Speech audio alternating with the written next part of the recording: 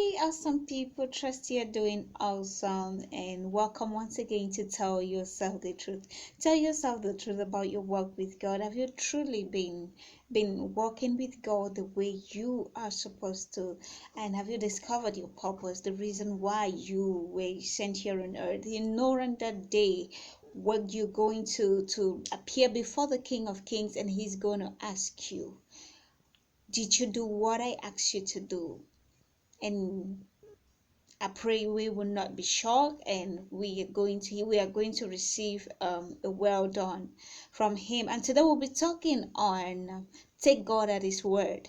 Take God at His word. When God says something, don't try to analyze or to overanalyze it and make it to fit the way you think it should be. Rather, you should take God at His word. Whatever He says, that's what it means.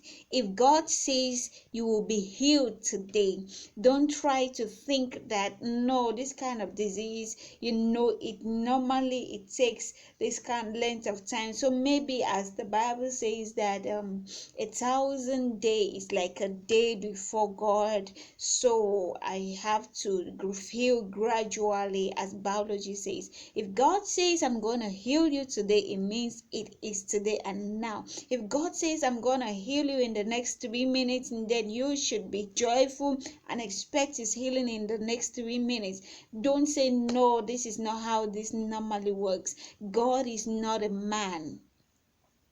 God is not man, and so we shouldn't use His word to compare to the words of man. When man says this and meanwhile he means another thing, we should try to listen to God, not to analyze His words. Let us take Him at His word. When He says I'm going to bless you financially, expect that.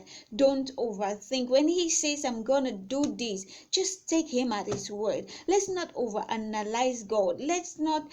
Most of us don't receive the things that God has promised us, because the things we are supposed to be doing with those things, with the words He has spoken to us, we are not doing it. Rather, we have analyzed it and we are doing something else, which at the end of the day, it causes delay. If they said there is something at your door, you have a gate. Before you enter the door of your house, what happened? There is a gate, and so you must open that gate before you get into your house.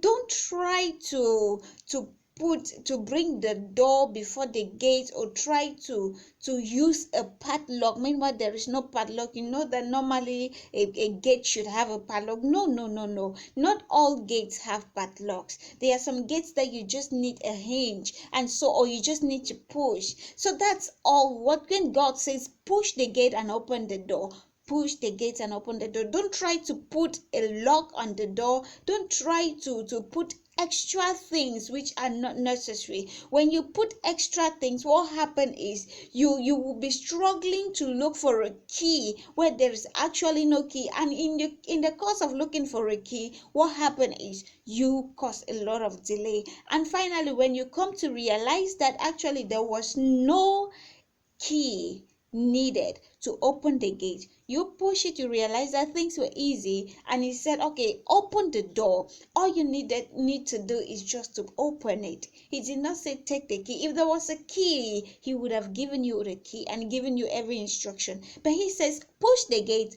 and open the door. That's it. Just push the gate and open the door, and everything is going to be okay. The thing with us is that, me inclusive, we try to analyze and put a lot of attachment to what God has said. God has promised us something in His word.